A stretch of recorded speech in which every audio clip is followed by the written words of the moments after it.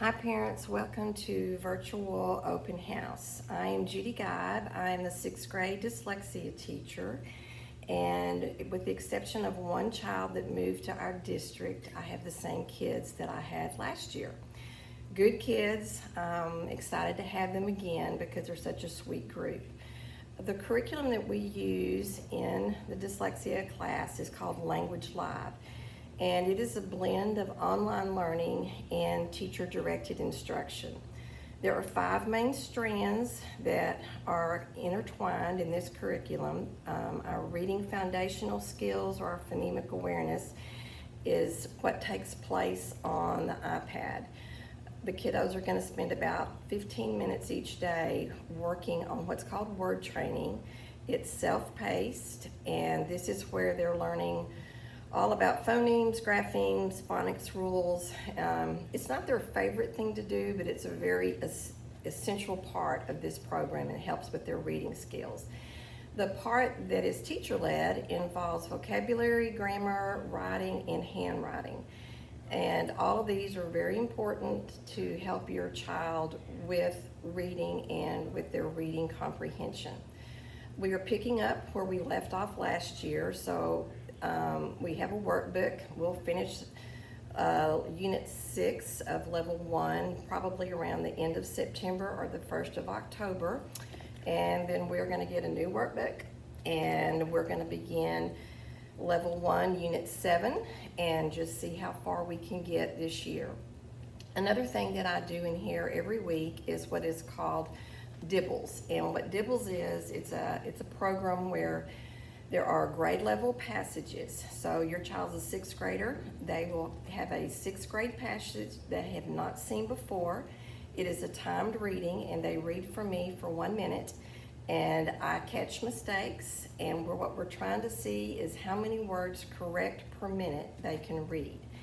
And at this grade level, we are shooting for 100 to 120 words correct per minute by the end of the school year. Outside of class, the best thing you can do to help your child is to read aloud with your kiddo. When they're reading silently, they are not catching the mistakes that they might be making.